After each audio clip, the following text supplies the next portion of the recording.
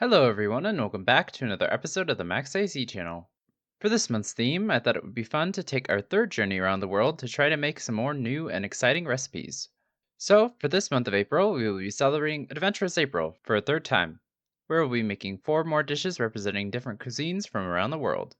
For our second stop, we will be traveling to Eastern Europe to make some baklava.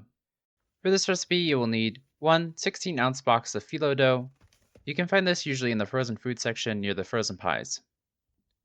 You will also need 1 cup or 2 sticks of butter, 1 pound of walnuts, pistachios, hazelnuts, and or any other favorite nuts, a quarter cup of brown sugar, 1 to 2 teaspoons of ground cinnamon, 1 teaspoon of ground cloves, and you will also need some honey syrup, which we'll make with 1 lemon's worth of juice and some of its zest, 1 cup of water, 1 cup of sugar, 1 cup of honey, and 1 to 2 whole cinnamon sticks if you wish to emphasize the cinnamon flavor.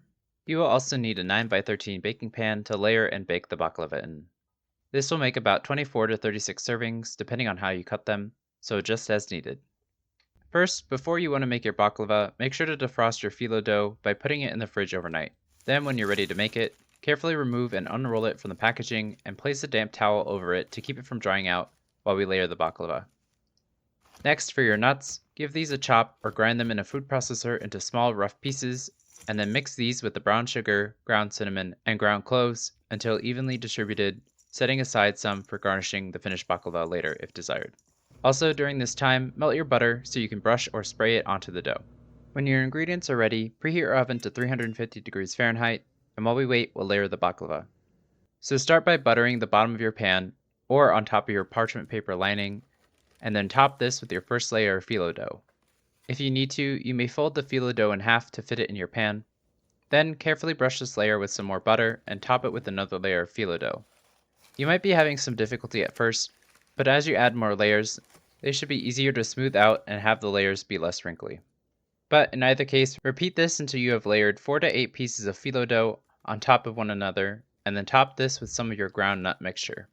Next, layer this with another layer of phyllo dough, adding more butter on top again, and then layer another sheet of phyllo dough until you have another 2 to 4 sheets layered again. Then top this with some nuts again, and continue to repeat this until you run out of nuts, or when you have about 4 to 8 sheets left to add to the top. Then layer the top with butter in between each layer as before, and finally on the last layer, brush the top with the last of the butter. You may layer the dough and nuts however you wish. You can even layer it in the traditional method with the nuts between each layer of dough, but that's a lot of work, so I recommend skipping a few if you want to save some time.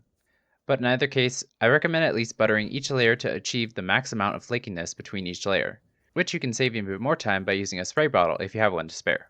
Then once your baklava layering is done, using a sharp knife, cut your baklava into 24 to 36 sections down to the bottom layer to make the individual servings.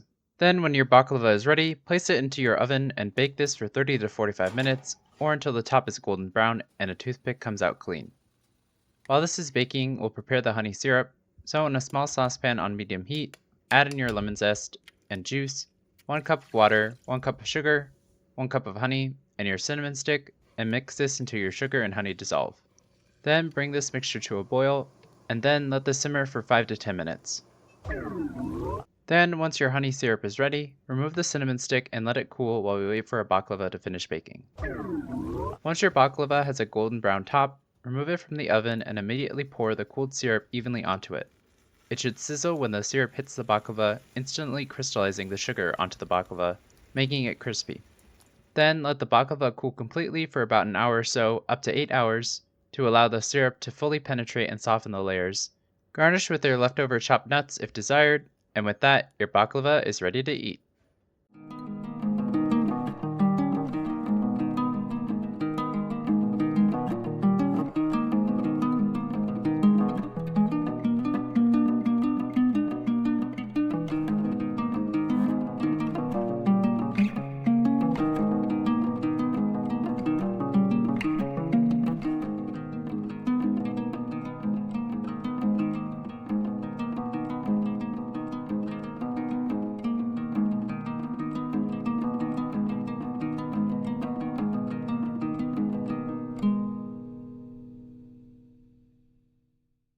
For our yearly tradition of finding Easter recipes to make, I was trying to think of something that would be a traditional Paschal dish while also still being in line with our theme, and this Eastern European dessert was the perfect choice.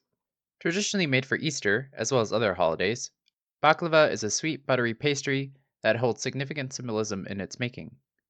In Greece, most people make their baklava with 33 layers of phyllo dough to represent the 33 years of Jesus' life. Also, the honey, butter, and sugar represent the sweetness of God's love, as well as a way to celebrate with ingredients that many fast from during Lent. Speaking of which, it is still Lent as of the time of this recording, so it's a bit early, but thankfully this dessert is a good one to make ahead. And in fact, it tastes even better after letting the flavors of the sugar and honey marinate, and it allows the nuts to soften even more for a few days. You can also store it in the fridge for a few days to bake it the day of, or if you want to make it way in advance, you can freeze it by first layering it and then wrapping it in some plastic wrap and aluminum foil to keep it from getting freezer burn. Then when you're ready to bake it, you can just bake it from frozen at the same temperature. And for any leftovers, you can store them for a few weeks in the fridge if you can resist eating them for that long. But regardless of if you make it fresh or if you make it ahead, this sweet buttery dessert will be a great way to celebrate the Easter season with a traditional recipe with much symbolic meaning. Or it's even just a great dessert for any other celebration. Anyway, I hope you all enjoyed the video. In the comments below, let me know how it went if you decided to make it, and let me know if you have any questions or if there's anything you want me to make next. Like this video, share with your friends and family, and subscribe to this channel for more episodes of the Max AC channel. And remember, if you want to stay cool in the kitchen, turn your AC to the max and watch the Max AC channel. Next, for your nuts, give these a chop